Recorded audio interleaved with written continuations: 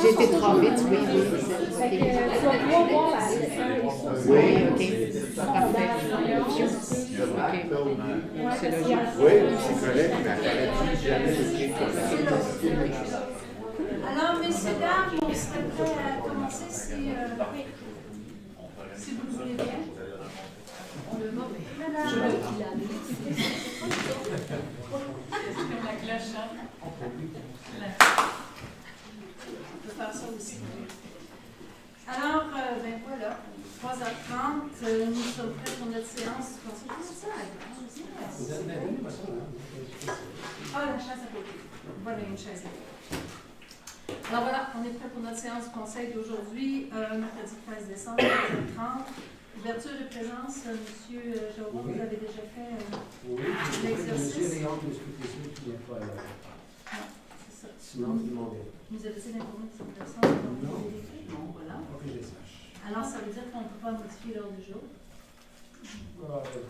C'est sûr qu'en présence d'une avocate, je vais dire non, mais je pense que si on a des auditions d'intention à adopter qui n'engagent pas trop le conseil, je pense qu'elle pourrait peut-être dire oui. Selon la nature. Alors, il serait proposé d'ajouter une résolution au point d'hiver. On peut s'amener nos dates jusqu'à en ajouter un sur sécurité publique avec résolution et photo-radar. Vous avez été envoyé cet après-midi. Oui, que vous avez reçu cet après-midi. Et sous divers, en 11.2, PAN Hydro-Québec. Le sujet, pour écrire une petite de monsieur.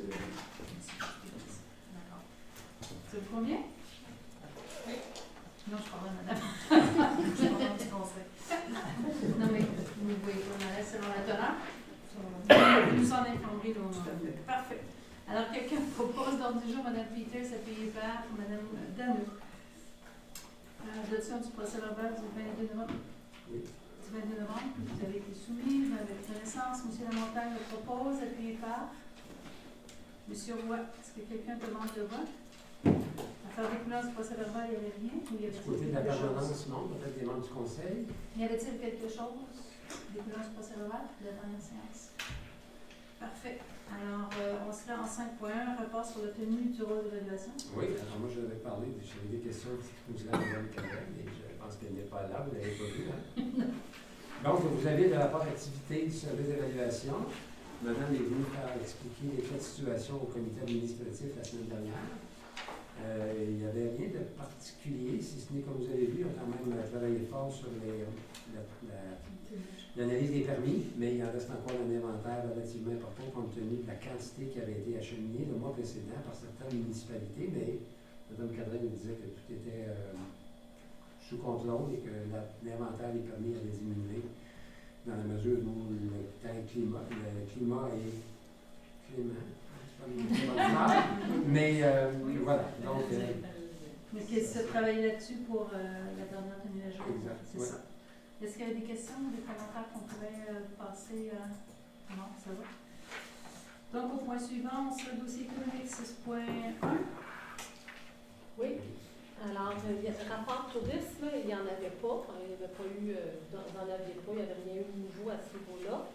Rapport développement économique, bien, dans le rapport, très rapidement, pour vous résumer, les observations au niveau du secteur économique, bien, il y a certains éléments comme les hausses des salaires qui ont un impact qui sont nécessaires, mais ça donne une pression sur beaucoup d'entreprises du territoire.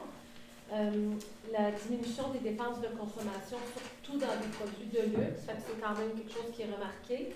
Puis le taux de chômage aussi, qui est en augmentation parce que la population a augmenté plus rapidement que les emplois disponibles. Donc, ça fait que quand même, peut-être plus de postes vacants, donc moins de rareté au niveau de la main-d'œuvre. C'est des éléments qui sont positifs, des éléments négatifs. Aussi, vous aviez ADDENQ, c'est l'Association des directions du développement économique local du Québec. Il y a le programme qui avait déjà été autorisé pour 5 ans. Précédemment, il reste 2 ans à cette entente-là. C'est un 900 000 $ qui avait été octroyé à la MRC si la MRC a au moins ajoute 2 conseillers aux entreprises de son équipe. Alors, il reste 2 ans de cette entente-là de 5 ans, mais ce qu'on vous dit là-dedans, c'est que Il semble que c'est un programme qui va être reconduit. Puis, pour votre information, à la MRC, il y a 5 conseillers en entreprise. Alors, ça devrait continuer. Donc, ça devrait être des bonnes nouvelles pour le milieu. Au niveau service de garde, vous savez aussi que le service de développement économique essaie de stimuler la création de places en service de garde. Il y a eu le 15 novembre une soirée d'information, puis il y a de l'intérêt, il y a des gens qui se sont déplacés. Alors, eux autres, si vous entendez dans vos milieux, je sais qu'il y en a déjà eu, là, déjà dans certains de vos milieux, mais soit service de garde au niveau familial, en milieu familial, communautaire, ou bien dans les entreprises, bien, il y a quelqu'un à la MRC qui pourrait être dédié à essayer de stimuler ça, puis de vous aider à atteindre vos objectifs, d'avoir des places en garderie sur vos territoires. Journée reprenariat qui avait eu lieu le 5 décembre au Théâtre Magog. Ça a été une belle journée, une belle participation. C'était organisé par la Chambre de commerce, mais c'est un enjeu de gens qui veulent prendre leur retraite, qui ont juste envie des fois de changer de domaine. Ben, c'est pas facile de reprendre des entreprises, puis ça, c'est sûr, ça touche tout le territoire. Alors, c'était ça, puis alors c'était ça pour le développement économique. Merci. Oui. C'est quoi le taux de chômage pour cette résidence?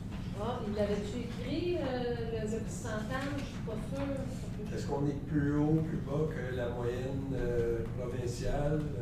Ah, ça, je ne sais pas. Je pense pas qu'il y avait de taux. Hein. Moi, Non, il n'y avait pas écrit dans le rapport, madame, avec le papier à côté, c'est plus facile. Un petit peu. Non, il n'est pas dedans. Non, c'est ça, qu'il n'était pas dedans. Fait que je pourrais demander. C'était pas pour l'information, Ouais. Données générales, pour donner une idée de la progression de l'économie. Ben oui, mais on pourrait l'avoir une prochaine fois. C'est bon, merci beaucoup. On s'est rendu au point 6.2.1, le rapport d'activité pour la culture, Madame Lemay. Alors, on a pris de rencontre, mais il s'est quand même passé le lancement du portrait des acteurs culturels engagés qui a eu lieu le 6 décembre. Je ne sais pas si vous avez eu l'occasion d'aller regarder ce document-là. C'est 11 personnes qui ont été sélectionnées à travers la MRC. Leur portrait a été fait, c'est magnifique. Des belles photos, des beaux textes. Et ça a été lancé donc la semaine dernière. Et il va y avoir une exposition de toutes ces photos-là au Centre d'art visuel de Magog au mois de mars à avril 2028. Alors vous avez le lien qui vous a été envoyé. Je vous conseille d'aller lire, c'est fun, c'est des belles lectures. Puis il y en a plusieurs, 11 personnes, là, très différentes et c'est très inspirant. En tout cas, moi, je suis très fière d'avoir des gens comme ça parmi nos citoyens. Je vais pouvoir Parfait, merci. On avait un projet de résolution. Oui, écoutez, je ne ferai pas la lecture du préambule qui apparaît à la section 6.2.2 concernant l'octroi d'une aide financière de 15 000 $ au Festival international de contes de Memphremagog. C'est un dossier qui avait été présenté au Fonds des gens de ruralité, et compte tenu de la nature du projet, il s'agissait d'un événement plutôt que d'investissement dans une infrastructure culturelle. Le comité des gens de ruralité avait suggéré que la demande soit traitée par le comité culturel, ce qui a eu lieu au cours des dernières semaines et qui nous amène à la résolution 6.2.2. Donc, ce serait d'octroyer une somme de 15 000 $ à même les sommes disponibles à l'entente de développement culturel 2021-2023, convenue entre la MRC et le ministère de la Culture et de la Communication du Québec, pour financer le projet intitulé Festival international de contes de Memphremagog, porté par l'organisation des productions Ça commence à quelle heure, que des conditions spécifiques de déboursement soient établies par le comité culturel et présentées aux soumissionnaires, puis de m'autoriser à signer le protocole d'entente. Que vous en faites? Quelqu'un fait la proposition? Mme Pécresse, appuyée par Mme le maire. Est-ce que quelqu'un demande de vote? Merci. En 6.3, Fonds Région Ruralité. Donc, vous voulez faire le point, M. Martin? Oui, il n'y a pas grand-chose à dire. Il n'y a pas eu de réunion. La prochaine réunion, c'est le 14 février. Il y a toutefois le volet 3. Dans le volet 3, le projet paysage qui fonctionne quand même passablement bien. Il y a une douzaine de municipalités qui sont en mouvement pour le projet projet paysage et 7 municipalités qui ont déjà déposé des projets. Une vidéo qui est disponible si vous voulez aussi. Et une première version du programme de maintien des paysages qui sera présenté au Conseil au mois de janvier. Parfait. Est-ce que vous avez quelque chose à ajouter? Non, en fait, on dit janvier, mais je vois que suite à peut-être la présentation du développement économique, là, on a déjà 2 autres ateliers. Janvier, c'est l'intention, ça pourrait être janvier ou février, là, selon, parce que là, je vois l'accumulation des ateliers au mois de janvier, c'est comme un peu utopique de penser qu'on va peut-être tout faire ça. Bientôt, disons bientôt. C'est bon, on serait rendu au point 6.4, rapport d'activité en transport, mobilité durable. On se regarde. Ben là, vous l'avez peut-être vu à l'ordre du jour, et les sujets ont été combinés. Entre autres, le vélo, le dossier de transport actif est combiné avec la mobilité. Il y a un nouveau comité qui s'est réuni le 24 novembre, donc un comité sur la mobilité durable. Madame Pelletier a été nommée présidente de ce comité. Félicitations. C'est un comité qui aura beaucoup de défis en 2024. Oui, bien, s'il y a quelque chose que vous voulez ajouter à ce que je dirais, n'hésitez pas. Donc, considérant la situation actuelle au niveau du financement, là, le comité a quand même déterminé une hausse de 5 $ pour les trajets à l'intérieur du territoire au niveau du transport, puis une hausse de 15 $ pour les trajets vers Sherbrooke. Donc, vous allez pouvoir là, en disposer là, au niveau du conseil de janvier. Donc, il y a une proposition là, qui vous sera faite au mois de janvier 2024. Le comité s'est aussi penché là, sur les différentes actions prioritaires au niveau de la mobilité durable. Dans le rapport d'activité, vous avez de l'information aussi au niveau du transport actif. Donc, Elisabeth, ici à la MRC, là, travaille avec le Conseil régional en environnement de l'Estrie pour mettre en place un trotibus dans une des écoles du territoire. On espère qu'éventuellement, ça va faire des petits. C'est pas applicable partout, mais en même temps, tu sais, les endroits où c'est possible en territoire plus urbanisé, mais c'est une façon intéressante de se rendre à l'école. C'est à pied. C'est comme un autobus, mais à pied. Je vois d'ailleurs des points d'interrogation dans vos yeux. Donc, ça se déploie tranquillement là, dans une des écoles en ce moment. Autrement, vous allez le voir, là, il y a plusieurs activités qui sont à l'agenda pour 2024 au niveau du vélo. Donc, on est en finalisation d'un calendrier d'activités à ce niveau-là. C'est pour faire la découverte du territoire, faire la promotion du transport actif, puis la sensibilisation au niveau de la sécurité routière. Le partage de la route, c'est un élément sur lequel on a mis l'accent au fil des ans dans nos programmes de sensibilisation. Donc là encore, là, si vous avez des idées d'activités que vous voulez faire dans vos municipalités, n'hésitez pas à contacter Elisabeth, elle pourra mettre ça en œuvre avec vous. Ça fait le tour. Est-ce qu'il y a des questions pour Madame Mélanie? Oui, Question pour les trotibus, est-ce qu'ils vont impliquer les parents? C'est qui va... C'est avec les parents. Qui accompagnent les jeunes? Oui, il y a des adultes qui accompagnent les jeunes. C'est soit des parents, soit des bénévoles. Donc, ils regardaient aussi avec le Centre d'action bénévole s'il était possible d'avoir des bénévoles. Donc, ça dépendait là, du concept, là, mais ils sont en train de regarder ça avec les OPEP dans les écoles, là, les comités de parents dans les écoles. Donc, c'est avec ceux-là qui regardent. C'est bon. C'est bon, merci. Est-ce qu'on a un autre point? Non, c'est combiné, comme vous dites. 6.5, développement social, rapport d'activité. Écoutez, vous avez été acheminé, rien de particulier. Je ne sais pas s'il y a des élus qui ont participé à des événements. Donc, le 5 décembre, il y avait une rencontre de la table des partenaires. Il était question d'allumage de la table de développement social multimodal de la CDC concernant la politique de développement social. Justement, concernant cette politique-là, vous avez la séquence des événements, la participation qui est intéressante lors de l'activité du 24, les 4 grandes orientations qui ont été validées, et vous avez une petite vidéo là, qui alerte l'événement du 24 octobre. Des questions par rapport à ça? C'est bon, merci. Au point suivant, aménagement, rapport d'activité. Oui, premièrement, joyeux Noël. On vous a remis vos copies de schéma d'aménagement. Donc, il n'est toujours pas adopté, fait qu'on espère que vous allez l'adopter dans pas long. Mais non, sérieusement, vous avez la version finale là, du schéma qui vous est soumis pour adoption. Il n'y a pas de modification entre cette version-là et la version qui vous avait été envoyée là, lors des avis de motion. Donc, ça finalise le processus de révision, là, on l'espère bien. Autrement, au niveau du rapport d'activité, vous avez aussi plusieurs documents là, en lien qui découlent de cette révision-là, dont le règlement de contrôle intérimaire, là, un règlement 2023 qui va être soumis aussi à une adoption ce soir. Donc, c'est un règlement qui vient faire l'arrimage entre le schéma d'aménagement, le règlement 1623, et le règlement de contrôle intérimaire qui est déjà en application. Donc, l'idée, c'est d'arrimer les deux règlements ensemble pour être capable d'avoir une concordance puis une cohérence dans nos règlements. Donc, dans le règlement de contrôle intérimaire, ce qui est modifié, c'est les secteurs de consolidation, les zones de réserve. Puis, il y a un nouvel élément là, qui a été ajouté. Puis, lui, il a fait l'objet d'une modification. On vous le présentera là, quand on fera l'adoption. Mais l'idée, c'est de pouvoir là, justement arrimer puis s'assurer que ce qu'on a dans le RCI, le règlement de contrôle intérimaire, est l'équivalent de ce qui est dans le schéma d'aménagement. De notre côté, on a complété toute notre procédure. Là. Dans le fond, on va envoyer tout ça dès demain au ministère des Affaires municipales. On espère recevoir une réponse là, rapidement de leur part à ce sujet-là.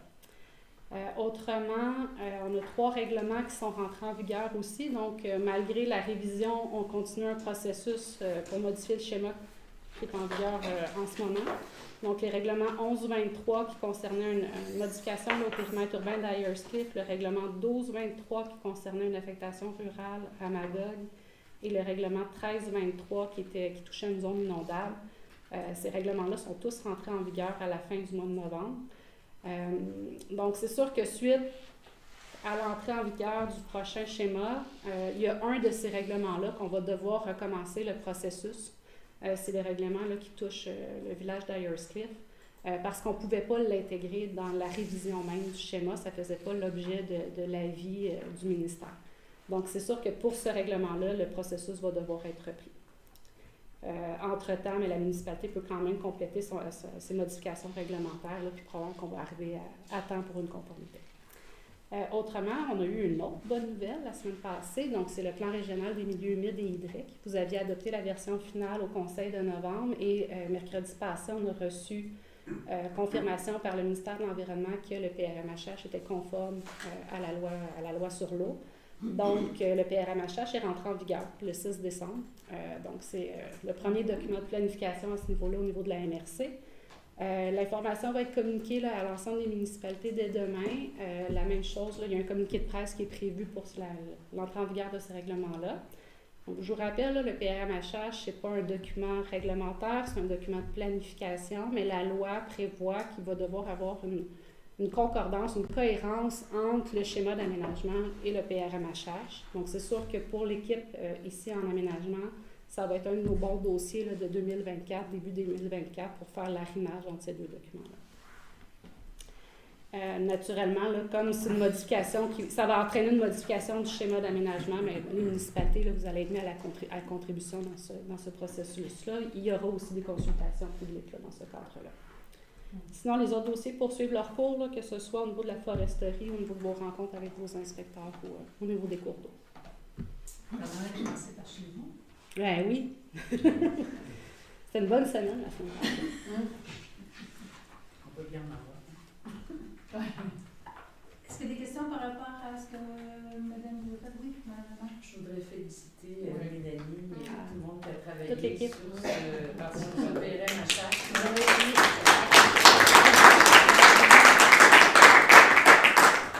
Oui, effectivement, c'était Un très bon travail, puis là, ça a passé du premier coup. Hein? Oui. Hein? Oui. On n'avait pas, dans le rapport d'analyse, il y avait 2 petites modifications à faire, rien de majeur. Donc, c'est un projet là, qui s'est bien déroulé. On a consulté beaucoup la population dans ce processus-là. Il y a eu beaucoup de séances d'information, des ateliers de participation aussi. Donc, c'est une belle réalisation. Oui. Oui. Une question, est-ce qu'il y aura les nouvelles cartes des milieux humides qui est dedans? Dans le PRMHH, tout est déjà disponible en ligne. Okay. Donc, la cartographie est disponible pour quiconque veut la consulter. La cartographie des PRMHH, celle qui est en ligne, permet de voir c'est quoi la stratégie de conservation qui est retenue pour les milieux humides là, qui sont répertoriés. Donc, si c'est de la protection, si c'est de l'utilisation durable ou s'ils n'ont pas été priorisés à notre échelle, à nous, au niveau régional. OK. Comme toute chose, là, dans le fond, les municipalités pourront aller plus loin si elles le souhaitent là, dans la protection de certains milieux qui n'ont pas nécessairement été priorisés à notre niveau. Mais à partir d'aujourd'hui, est-ce qu'on doit tenir compte des cartes du PRMHH pour les milieux humides ou c'est encore nos vieilles cartes qu'on s'est C'est pas toujours mis en vos vieilles concordance? cartes. Le PRMHH, il n'y a pas une portée réglementaire. Donc, ce n'est qu'un document de planification. C'est pour ça qu'il y a un arrimage à faire avec le schéma d'aménagement pour toutes les règles. Merci. Mais l'information, elle est connue depuis plusieurs mois au niveau du PRMHH. Donc, il n'y a pas eu de modification par rapport à ce qui a été déjà adopté là, l'année passée. C'est juste que là, on a la confirmation qui est en vigueur. OK, merci. Ça va? Donc, on passera au point suivant. Le règlement de remplacement 1623 visant le schéma d'aménagement, je vais le saluer. Écoutez, comme l'a mentionné Mélanie, il n'y a pas eu de modification au schéma d'aménagement entre celui le document qui vous a été transmis et présenté lors de la motion. Donc, on va choisir une résolution pour adopter le règlement 1623. Révisant le schéma d'aménagement et développement durable de la MRC et, comme vous l'avez à l'affiche 7.2, transmettre ce document-là au territoire MRC limitrophe, aux municipalités locales, aux ministères des Affaires municipales et au centre des services scolaires et aux commissions scolaires comprises sur le territoire de la MRC. Quelqu'un fait la proposition, M. Lépine, puis part. Mme Pelletier, est-ce que quelqu'un demande de vote? Question par rapport à ça. Mme Desautels, le ministère a combien de temps pour... Le ministère a 120 jours suivant son accusé de réception. Donc, nous, l'objectif, c'est qu'il part par courrier recommandé demain. On attend, c'est la date de réception du ministère qui fait office du début du 120 jours. Donc, au maximum 4 mois avant la confirmation, mais on a quand même eu des assurances du ministère qui régleraient le dossier plus rapidement. Mais je ne suis pas capable de vous donner une date. Non, mais c'était juste pour rappeler les étapes pour les collègues. Et c'est après ça qu'on a 2 ans pour faire le Effectivement, vos municipalités, par la suite, vous avez 2 ans pour faire la conformité, la concordance au nouveau schéma d'aménagement. Je vous invite fortement, si vous débutez des projets de règlement, de communiquer avec Philippe, l'aménagiste à la MRC. On va pouvoir vous faire des avis techniques avant de procéder à l'adoption de vos premiers projets. Ça va faciliter beaucoup le processus, là, tant pour les municipalités que pour la MRC. Merci beaucoup. On passera au point 7.3. Oui, l'adoption du règlement 2023 modifiant le règlement de contrôle intérimaire.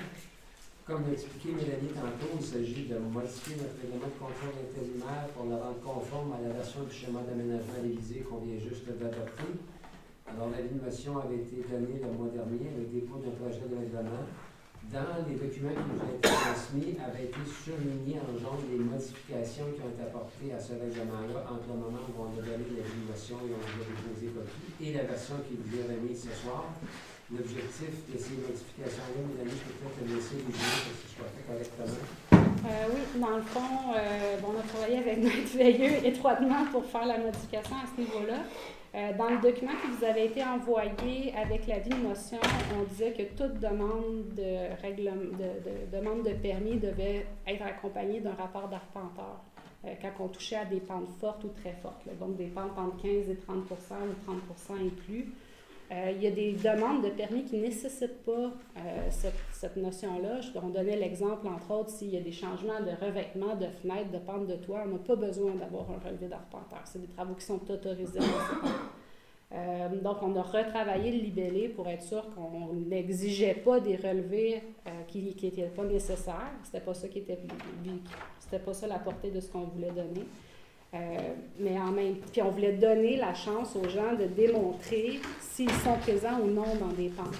Donc, la modification que vous avez, puis le libellé qui vous a été mis en jaune, dans le fond, ce qu'il vient dire, c'est que les relevés topographiques de la MRC, les données LIDAR qu'on utilise et que vos inspecteurs utilisent, nous démontrent parfois qu'on a des pentes, 15 et plus, 30 et plus, et que si un citoyen, par exemple, voulait contester cette possibilité-là, il peut déposer un plan d'arpenteur et démontrer les pentes réelles sur son terrain. Et à ce moment-là, si jamais le relevé d'arpenteur démontre qu'il n'est pas dans une pente, par exemple, de 30 et plus, mais les dispositions qui sont effectives à ce niveau-là vont tomber. On a le même mécanisme dans les zones inondables. Donc, c'est ça qu'on est venu intégrer là, au niveau du RCI. Marc-Claude, je ne sais pas si tu as des... Non, on me fait un signe. Voilà. Fait que c'est la modification qui touche le règlement par rapport à ce qu'on vous avait déposé à la vie de motion. Parfait. Quelqu'un fait la proposition? Vincent? Oui. Non, vous étiez prêt à faire la proposition? Et puis, pas Mme Lapose. Peut-être juste une question là-dessus. Oui, bien sûr. Disons qu'il y a comme un petit litige sur le calcul d'une pente dans une municipalité X, on va l'appeler Airslip. Est-ce que la MRC pourrait comme s'introduire entre les services municipaux puis le promoteur pour donner comme un chiffre, là? Parce que ça a l'air que la municipalité et le promoteur ne voient pas la même pente, là. Ce que je pourrais dire, c'est que les seuls professionnels qui sont habilités à déterminer des pentes, c'est des arpenteurs géomètres, c'est un acte réservé. Donc, c'est pour ça à partir des données que nous, on est capable de voir si on se situe réellement dans une pente ou non, mais on n'est pas autorisé à faire des calculs On n'a de pas un pente. arpenteur officiel. Nous, on n'a pas d'arpenteur. Donc, si c'est dans des cas où c'est du 30% et plus, qui là interpelle réellement le RCI au niveau de la MRC, bien à ce moment-là, la MRC va faire ses propres démarches pour les éléments qu'elle aurait à démontrer. Mais si ça se situe dans du 15 à 30%, qui ne touche pas le RCI parce qu'il est intégré dans vos règlements municipaux, à ce moment-là, ça relève plus. Mais c'est entre du 26 et 34, là, on est pas sûr. On pourra s'en reparler. On serait rendu au point suivant pour 7.4. Oui, donc les trois prochains éléments à l'ordre du jour sont des étapes d'adoption d'un document suivant l'entrée en vigueur des trois règlements dont Mélanie vous faisait la présentation tantôt. Donc, c'était des amendements au schéma d'aménagement qui ont été introduits en rapport avec le schéma d'aménagement actuellement en vigueur, pas celui qui s'en vient. Donc, comme la ministre a donné son avis de conformité et son entrée en vigueur, il s'agirait d'adopter les documents sur la nature des modifications requises suite à l'entrée en vigueur de ces règlements-là. Donc, le premier, c'est le règlement 1123 qui interpelle uniquement la municipalité d'Airslip. Et donc, ce serait pour adopter les documents qui indiquent la nature des modifications apportées. Madame Dano, appuyée par Marcella. Excuse-moi, ton nom de famille. On passe au point suivant. Oui, suivant, c'est le règlement 1223. C'est donc suite à l'entrée en vigueur du règlement. Ça ne concerne que la ville de Magog. Quelqu'un fait la proposition? Monsieur Lépine, David Auclair, excusez-moi, appuyé par Vincent. Au point 6. Le règlement 1323, suite à son entrée en vigueur, il s'agirait d'adopter le document sur la nature des modifications. Et ça interpelle cette fois-ci la ville de Magog et le canton d'Orfeu. Monsieur Martineau, appuyé par Marcella. C'est quoi? C'est clair. Au cas où. 7.7. Oui, on vient de parler du règlement de contrôle intérimaire et des dispositions du règlement de contrôle intérimaire dont la MRC est responsable. Donc, il s'agirait de nommer, pas une personne, mais un poste à titre d'adjoint régional chargé de l'application du RCI. Donc, la personne occupant le poste d'ingénieur forestier à la MRC est nommée comme responsable régional adjoint pour l'application des règlements de contrôle intérimaire de la MRC. Quelqu'un fait la proposition? Monsieur Auclair, appuyé par Madame le maire.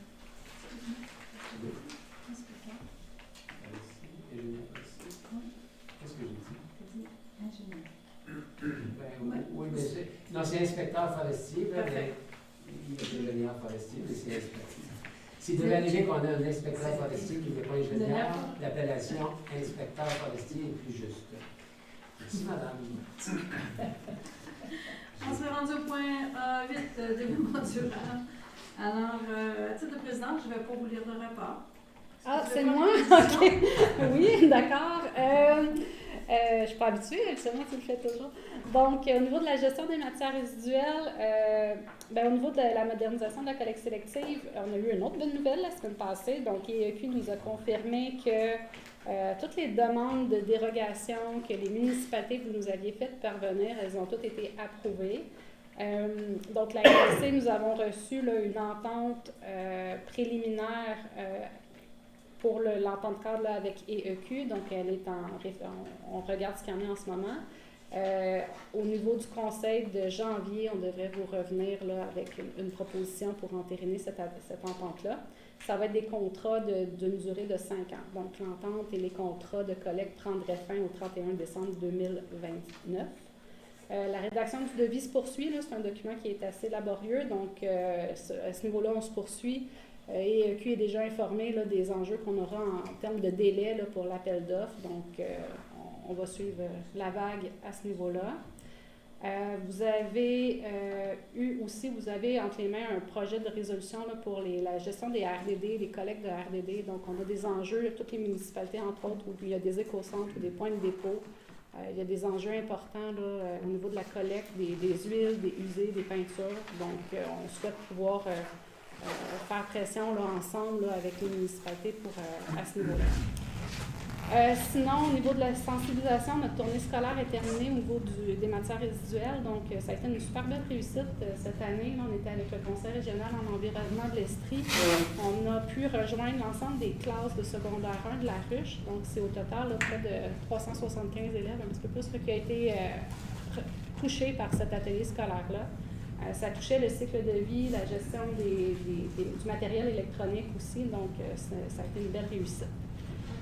Au niveau de l'environnement, donc la stratégie, le mandat qu'on avait donné là, sur la stratégie de lavage des embarcations, le mandat suit son cours. On sera en mesure de vous présenter le tout, là, je ne sais pas, soit en janvier ou février, en atelier de travail, on verra.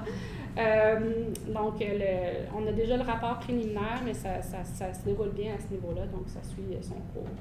Pour ce qui est de Coventry, la MRC, en partenariat avec la table de concertation des élus du Lac-Memphremagog, on a travaillé sur un mémoire pour le dossier de Coventry. Il y a une consultation publique en ce moment.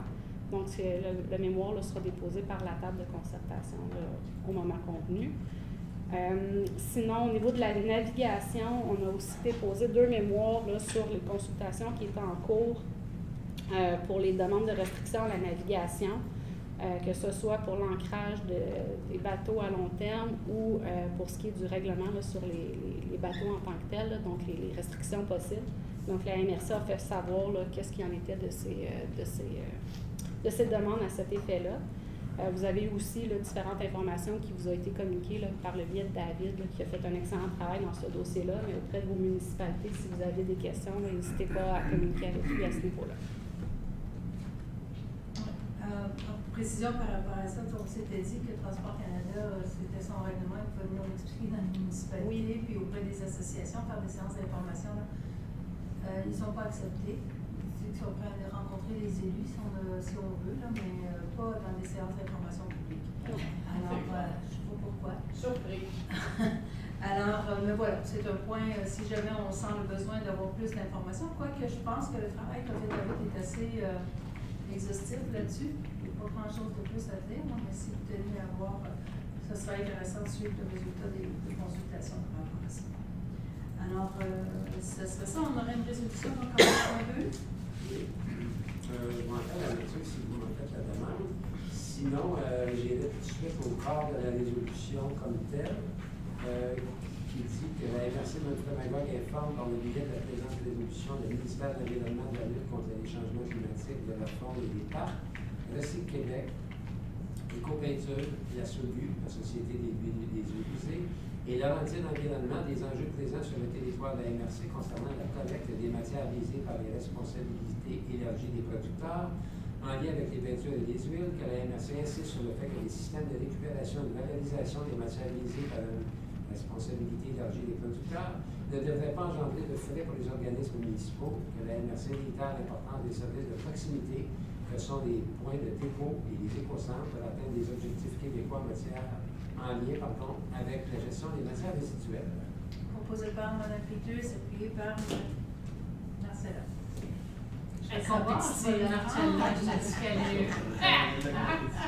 Juste pour un point d'information aussi ici, c'est que c'est à la grandeur du Québec la difficulté avec ces fournisseurs. Oui. C'est pas juste Alors, 8.3 transfert à l'excédent accumulé effectif. Oui, vous l'avez, ça. Oui, ça va bien. Quand j'ai fait le transfert affecté, je pensais que j'allais mettre le papier, puis c'était sur l'administration. Et c'est le transfert affecté concernant le développement durable. Donc, il serait résolu que le Conseil de la MRC, transfère dans un excédent accumulé affecté pour le PGMR et en environnement au Fonds général de la MRC la somme de 12 000 considérant que des projets qui ont été réalisés en moindre coût et que d'autres projets n'ont pu se réaliser en 2023 et que les sommes ainsi affectées soient réservées au comité consultatif en développement durable pour la poursuite des projets prévus au plan d'action du TGMR et du plan d'action de l'EF. Proposé par M. Martineau, appuyé par Mme Larose. Est-ce que quelqu'un demande le vote? En 9, sécurité publique.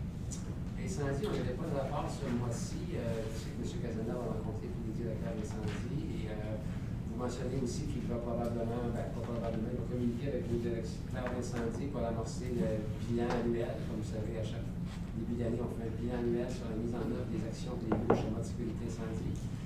Donc, Alexandre va communiquer avec le directeur à ce niveau. C'est bon.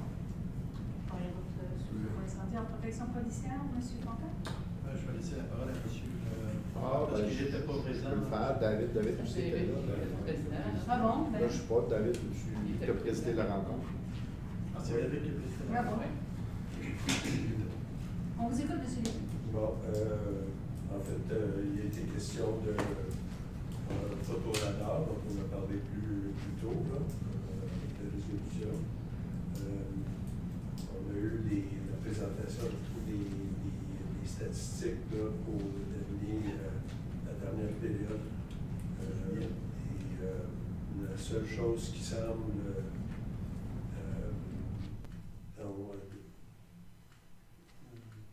difficile pour les policiers, là, qui ressentent beaucoup plus de vol à l'étalage dû à l'inflation et à des problèmes là, dans les familles. Là, mais les niveaux là, de taux de criminalité là, à travers notre région sont très bas. Ils se comparent très favorablement avec le reste de la province. On nous parle aussi de l'augmentation pour l'année prochaine de la quote-part pour chacune des municipalités concernées. Puis c'est de l'ordre de 2,6 d'augmentation des quote-part. Et puis, c'est à peu près tout. Là, ça a été une réunion peut-être, David, si tu veux, là, juste sur le règlement municipal uniformisé paix et ordre, on avait une demande de Potton pour permettre la chasse dans un plus petit rayon. Ah oui, ok. Puis là, on a regardé le règlement, on s'est aperçu que le règlement avait peut-être besoin d'un petit coup de balai. Là. Entre autres, le règlement interdit les véhicules à moteur dans les pistes cyclables. Donc, on s'entend qu'avec les vélos électriques, on a un enjeu. C'est un règlement qui interdisait aussi de jouer au hockey dans la rue et de grimper dans les arbres. Et dans les deux cas, c'était 200 $ d'amende. Donc, on va proposer une modification, une refonte du règlement, puis on inclurait quelque chose pour répondre aux demandes de Potton. Là. Donc, il va avoir, on a soumis comme comité quelque chose à David. Et David va faire le tour des DG pour voir s'il n'y aurait pas d'autres modifications à faire. Parfait, ça va? Alors, au point suivant, excusez-moi, j'ai tourné les papiers, j'ai perdu. On serait rendu au renouvellement d'entente avec la SQ. Oui, vous avez reçu le projet d'entente et le projet de résolution. Ça faisait aussi l'objet d'une recommandation du comité de sécurité publique. C'était d'autoriser le préfet moi-même à signer le modèle d'entente fourni et pour lequel on n'a pas de latitude pour y apporter des modifications. Signer l'entente de fourniture de services. La dite entente est rétroactive au 1er octobre 2023. Je vous dis qu'on n'est pas en retard. Dans le calendrier des SQ, ils attendaient de venir faire la présentation d'un atelier de travail pour nous transmettre le projet d'entente, ce qu'ils ont fait le lendemain ou le surlendemain de la présentation. Donc, voilà, on recevrait la résolution pour autoriser M. le préfet moi-même à signer l'entente relative à la fourniture des services de police par la Sûreté du Québec, sur recommandation du CSP. Proposé par M. Lamontagne et qui est par M. Fontaine. Est-ce que quelqu'un a le vote? On s'est rendu au point 9.2.3. Vous regardez ça de près, madame. C'est lui qu'on a jeté. En fait, c'est pour signifier que la MRC serait intéressée à faire l'objet d'un projet pilote, peut-être dans les premiers territoires où on offrirait la possibilité d'installer un radar photo. Dans la fiche synthèse qu'on vous a transmise, que peut-être vous n'avez pas eu l'occasion de consulter jusqu'à maintenant, vous y verrez dans la section problématique, le site, et là c'est un lien du ministère des Transports du Québec. Si vous cliquez dessus, vous voyez l'état d'avancement auquel faisait référence, je pense, Mme le maire tantôt, concernant la possibilité d'avoir des photos radars. Donc, vous allez voir que c'est pas tout à fait demain qu'on va en recevoir, mais c'est pas grave, au moins on sera inscrit dans la démarche du ministère. Et le projet de résolution met en contexte un petit peu ce qu'on s'est dit en atelier de travail. C'est donc résolu que le Conseil de la MRC appuie la municipalité d'Ayerscliff, puisque Ayerscliff a déjà fait une demande semblable auprès du ministère. Appuie la municipalité d'Ayerscliff dans sa demande au ministère des Transports et de la Mobilité durable d'analyser la possibilité d'implanter un radar photo mobile sur la rue Maine afin de s'assurer du respect des limites de vitesse et ainsi maintenir la sécurité des usagers de la route, que la MRC signale au ministère des Transports et de la Mobilité durable son intérêt pour être un des territoires visés pour le déploiement des photoradars et qu'une copie de la résolution soit transmise à la ministre, Mme Guilbeault, ainsi qu'au député Gilles Bélanger. Qui a fait la proposition? Mme Larose, appuyée par. Merci. Quelqu'un demande le vote? Voilà. En 10.1, comment on Oui, alors là, il y en a un peu plus parce qu'il y a eu dans ça le retour du surplus accumulé à certaines municipalités qui, lorsqu'on faisait le total des montants, excédait 25 000 $. Donc, sur l'administration, il y a la liste à la ville de Magog de l'excédent accumulé, à la municipalité d'Austin, à la fois un versement pour le pavillon citoyen soutenu par le FRR, et puis la liste de l'excédent, au montant total de 84 645 et 45. La municipalité de Potton, il y avait l'aide financière pour les pompiers, l'aménagement du parc André Gagnon, et aussi la ristourne qui mène un total de 38 993 et 53, et un versement, le deuxième versement à Phelps, maintenant c'est Ed Phelps, de 27 085 et 50, pour un total de 215 314 et 92. Quelqu'un fait la proposition? M. Martineau, appuyé par M. Lépine. Le compte suivant, pour l'évaluation des honoraires dans notre évaluateur à 70 700 et 62. Quelqu'un fait la proposition? Mme Peters, appuyée par Mme Petit. Et une facture des promenades de l'Estrie pour le transport adapté collectif pour le mois de novembre au montant de 70 838 et 32.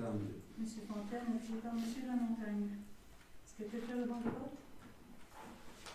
Voilà. On s'est rendu au point 10.2.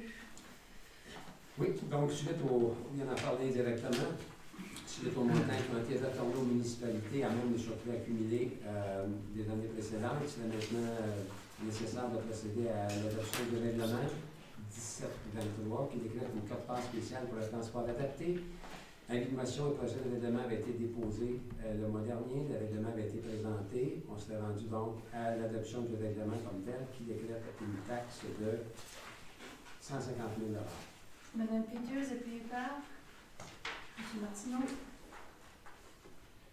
En 10.3. Oui, décrétant une taxe cette fois-ci pour le transport collectif. Même chose, information, présentation du projet de règlement le mois dernier. On s'est rendu à l'adoption du règlement 18 qui décrète une taxe de 60 000 $. M. Roy, appuyé par Mme Larose. En 10.4. Oui. Alors, on parlait ici en atelier de travail, c'est le règlement d'emprunt de 8 millions pour accorder une aide à la corporation Steve-Golf Morford. Information donnée le mois précédent, présentation du projet de règlement et dépôt des documents permettant aux municipalités qui avaient désiré de se retirer de ce règlement. Donc, on serait prêt à recevoir une résolution par laquelle on procéderait à l'adoption du règlement d'emprunt 1923. M. Lamontagne, appuyé par M. Stone. Est-ce que quelqu'un demande le vote? En 10.4.2. On le fait en même temps? 4.1 peut-être avant. Une résolution approuvant la convention d'aide? Ouais. OK. C'est parce que. OK. Oui, non, c'est moi qui l'ai peut-être là. 10.4 avec Oui. 10.4.2. Moi, je pense OK, que c'est ça, parce que OK. c'est la convention d'aide. C'est bon. C'est dans là? Oui, voilà. 10.4.2. Ça va bien, ça, que je fasse 10.4. Qu'est-ce que vous avez à 10.4.2, madame la présidente? fait, c'est 10.7.4.1. OK. C'est ça qui a été mis ensemble, c'est ça. OK. Ouais, on y est. OK. Donc, c'est la convention d'aide à la corporation Stevens-Mofford. Bon, je vais le lire, c'est court. Considérant que le 22 novembre 2023, la MRC a adopté une résolution annonçant son intention d'accorder une aide financière à la corporation Stevens-Mofford et de convenir avec cette dernière d'une convention d'aide. Considérant qu'à cette fin, la MRC a préparé une convention d'aide à intervenir, que l'engagement de la MRC est conditionnel, bien sûr, à l'approbation du règlement 1923 par le ministère des Affaires municipales et de l'Équitation, c'est résolu. La convention d'aide vise à verser une aide financière à la corporation Stevens-Mofford selon les conditions apparaissant dans la convention d'aide à être signée avec la corporation Stevens-Mofford, convention dont vous avez reçu copie le mois dernier aussi. Une copie aussi est jointe à la présente résolution pour en faire partie intégrante de l'engagement de la MRC de versement d'aide financière sont bien sûr conditionnels à l'approbation et en entrée en vigueur du règlement 1923. Que tout effet moi-même soyons autorisés à signer la petite convention d'aide. Quelqu'un fait la proposition? Plein de main. Marcella, M. Stone. Mme Guy-Rich. M. Stone. En 10.5, règlement de code-part. Oui. Donc, il s'agirait, suite à l'adoption du budget le mois dernier, de procéder aux évaluations pour chacun des règlements mettant en œuvre le budget adopté le mois dernier. Donc, le règlement 1-24 qui décréterait une taxe de 2 068 568 concernant l'administration générale, l'aménagement, la législation, le développement économique et diverses autres fonctions. Quelqu'un donne une motion? Madame le maire. Concernant le règlement 2-24, décrétant une taxe de 354 600 entre les municipalités concernant la contribution de la MRC au développement touristique pour l'année 2024. Quelqu'un propose? Madame Pelletier. L'information concernant le règlement 2023 décrétant une taxe de 29 968 entre les municipalités concernant la contribution de la MRC et les municipalités membres à la Fédération québécoise des municipalités pour l'année 2024. Monsieur Fontaine. Le règlement 424 décrétant une taxe de 816 679 entre les municipalités concernant l'évaluation foncière pour l'année 2024. Monsieur Stone. Le règlement 524 décrétant une taxe de 225 309 entre les municipalités concernées relativement à l'exercice de la compétence déléguée en matière de récupération et de conditionnement des matières recyclables pour l'année 2024. Madame Peters.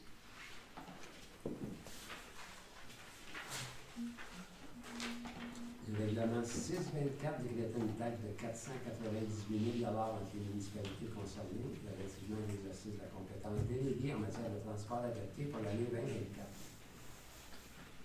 Monsieur Fontaine.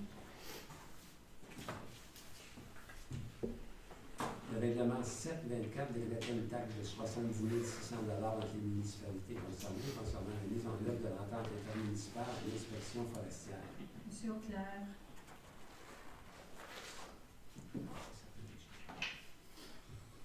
Le règlement 824 décrétant une taxe de 6 240 entre les municipalités concernant la mise en œuvre de l'entente intermunicipale et l'inspection. Madame Larose.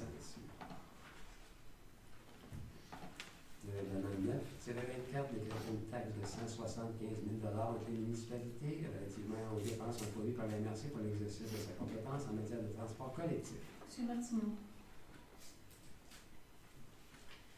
Enfin, le règlement 1024 décrétant une taxe de 250 500 entre les municipalités pour la contribution au soutien des projets spéciaux pour l'année 2024. Monsieur Stone.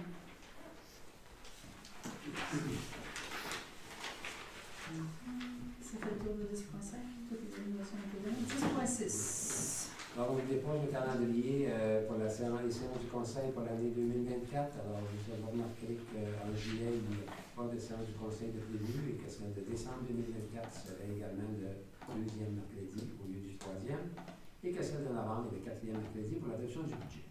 Quelqu'un fait la proposition? Monsieur Lépine est payé par? Monsieur Martineau? Quelqu'un demande le vote? Non. 10.7. Transfert excédent accumulé. Oui, alors suite à la quote-part pour les projets spéciaux 2023, le Conseil n'a pas décidé d'engager ces sommes au cours de l'année 2023. Donc, l'idée, c'est de procéder au transfert au surplus accumulé de la somme de 250 000 obtenue l'année dernière pour des projets spéciaux. Qu'est-ce que le projet a été mis dans Il y avait la proposition de Mme Piqueuse, appuyée par M. Stone. Est-ce que quelqu'un demande le vote? En 10.8. 10.8, on en a parlé ici un petit peu en atelier de travail, compte tenu qu'on vient de procéder à l'adoption d'un règlement d'emprunt de 8 millions de dollars pour une aide à verser à la Corporation Ski-Bike Montford, et qu'il y avait un règlement de 4,5 millions adopté en 2021 qui n'a jamais été financé et qui ne le sera pas.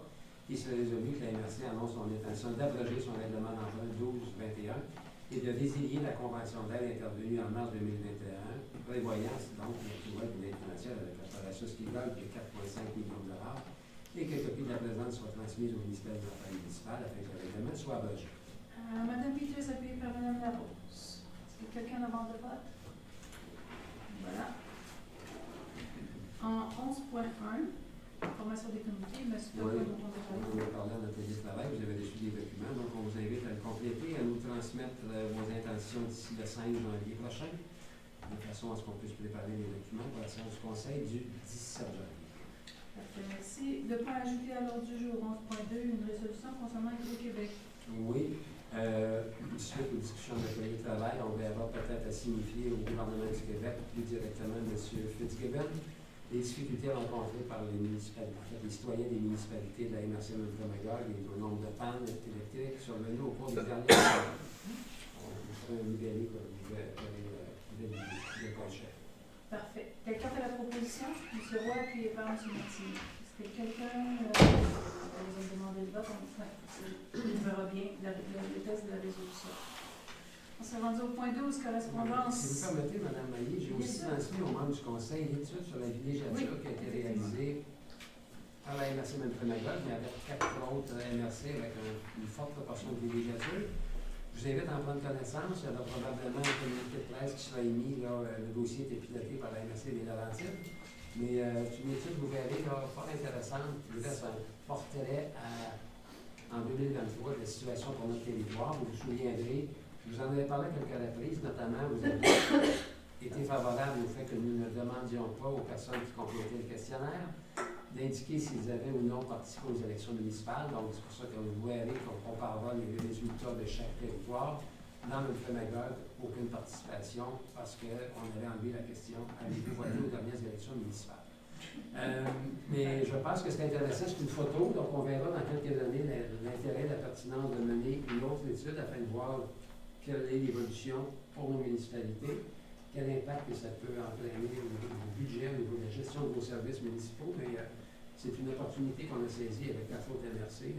Donc, pour le coup, ce qui a coûté à la MRC Montgomery, c'est 10 000 $. C'est une étude quand même assez d'envergure qui avait été menée avec la maison de sondage Léger. Donc, voilà. Je vais en prendre connaissance. Il y a des éléments d'information d'intérêt là-dessus. Concernant nos municipalités villégiatures. Parfait. Merci beaucoup. On serait rendu dans le point 12, correspondance. Bon, rien de signalé. On a reçu des lettres. On a reçu des cartes. Des cartes de Noël.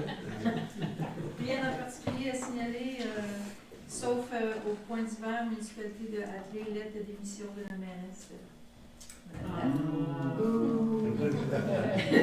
Est-ce qu'on peut la refuser? Quelqu'un demande le vote? Encore une fois, merci Hélène. Alors, on serait rendu au point 13, période de questions de la part du public. Non, parce que d'habitude, il y a des questions ici avant. Ah, peut-être que j'ai fait quelque chose de pas correct. Oui, c'est ça. Vous êtes tous blessés et vous avez tous de nombreuses questions. On a déjà jasé avant. C'est bon, allez. OK, c'est voilà, bon. C'est bon. Parfait. En fait, une petite question par rapport au point 9.2.2. Il a été mentionné qu'il n'y avait pas beaucoup de latitude pour l'entente avec la SQ. J'imagine que c'est parce qu'il n'y a pas d'autres options autres que la SQ. En fait, je ne veux pas prendre la parole pour les membres du comité de sécurité publique, mais l'entente a été négociée avec l'UMQ, la Fédération québécoise des municipalités, et le ministère de la Sécurité publique et la Sûreté du Québec. Et le texte qui est soumis, c'est une entente qui, comme je le mentionnais, s'applique déjà depuis le 1er octobre 2023. Donc, entre nous, qu'on le signe pas, c'est ça qui s'applique pour notre territoire. L'enjeu était plus grand pour ceux qui avaient une modification d'effectifs, parce que, je ne sais pas si on en a peut-être déjà parlé quand vous étiez présent, mais il y a une étude sur le taux d'occupation des effectifs de la Sûreté du Québec par territoire MRC. Donc, il y a des MRC qui se retrouvent avec moins de policiers à l'avenir que le nombre qu'ils ont actuellement, parce que leur criminalité fait en sorte que le taux d'occupation des policiers est moindre. Et il y a des MRC qui se retrouvent avec des policiers supplémentaires parce qu'il y a un problème de criminalité ou d'autres types de difficultés qui appellent des services de la Sûreté du Québec. Mais nous, dans notre cas, comme la MRC Magog a un nombre minimal d'effectifs, compte tenu qu'on a une régie de police qui fait en sorte qu'on n'est pas impacté par cette modification possible des effectifs pour notre territoire. Mais entre nous, si on n'était pas aux effectifs minimaux, probablement qu'on en perdrait parce que, comme disait M. Lépin, on n'a pas de criminalité par rapport à notre territoire. L'idée étant que les effectifs de la Sûreté du Québec, suite aux discussions avec les deux unions municipales, sont gelés, donc on ne voulait pas d'effectifs supplémentaires parce que ça gonfle la facture. Donc, à partir du moment où on a un nombre de policiers fixes pour l'ensemble du Québec, l'idée, c'est de les affecter où il y a des problématiques. Donc, il y a des territoires qui parlaient des effectifs, d'autres qui en gagnent. En Estrie, je pense que Quatico peut en faire 2, Bromissisquoi en faire 3. Merci, Granit en perd aussi. Ils s'en vont tout à Montréal. Non, ils s'en vont dans des régions. Montréal est plus desservi par la service de police de la ville. Ils vont dans des régions les plus criminalisées. Ça, il y en a 8 à Drummondville, de gros transferts. Si je me rappelle bien les chiffres, c'est vers Drummondville, il y en a 8 qui s'en vont. Et autre que la SQ, est-ce qu'il y a d'autres options en réalité pour un service de sécurité comme ça? Ma connaissance, le gouvernement du Québec a pas mal gelé la carte policière. Si une régie, dans le terme qu'on utilise souvent, si une régie ou un service de police, qu'on appelle les bleus, voulait se transformer en vert en Sûreté du Québec, je pense que le gouvernement du Québec a l'ouverture, mais il n'y a pas vraiment d'ouverture d'accueillir des nouveaux corps de police municipaux au Québec à ma connaissance. Évidemment, je peux vous en parler davantage. C'est surtout les Oui, c'est ça. Pour répondre à votre question, je ne vois pas vraiment parler d'alternative, à moins qu'il y ait éventuellement une entente, une extension du service de la régie, mais la police me fait mal, mais connaissance pas dans le carton. Non, on a une précision par rapport à ça. Donc, la régie de police Magog dessert 4 municipalités, Magog, Sainte-Catherine, Canton d'Alford et Austin. Ce qui fait qu'il y a 2 corps de police qui desservent l'ensemble. Individuellement différents secteurs de la MRC. Et c'est pour ça que quand on dit on y a la régie, ce qui fait qu'il y a déjà un bassin, je dirais, de criminalité qui pourrait être couvert par la régie, ce qui fait que ça a peut-être une incidence sur les chiffres pour le reste qui est desservi par la sûreté. Je ne sais pas si j'ai expliqué quelque chose qui m'a confus.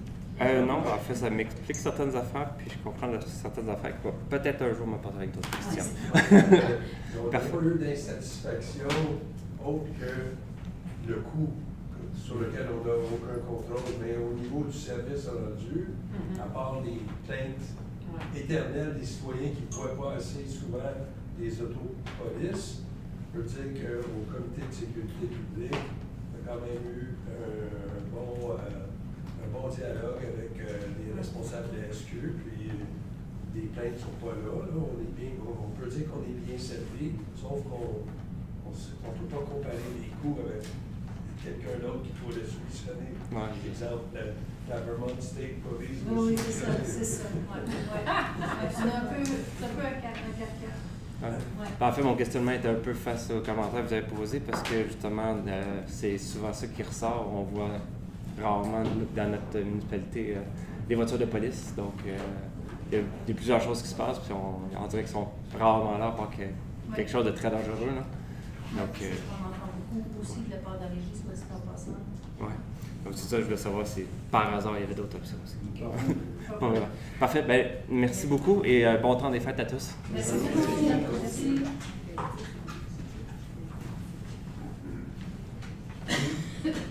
Alors, on serait rendu à la levée de l'Assemblée. On vous rappelle l'activité cocktail après, qui devait commencer à... Ça devrait commencer dans 15 minutes. Ici, Madame Mailly, oui, c'est ça, mais c'est parce que je voulais juste m'assurer que vous étiez encore ici et que vous ne quittiez pas avant de venir à l'Assemblée pour vous dire qu'on reste ici pour le cocktail et que le reste de l'équipe se joigne à nous. Alors, Quelqu'un propose de lever l'Assemblée? Et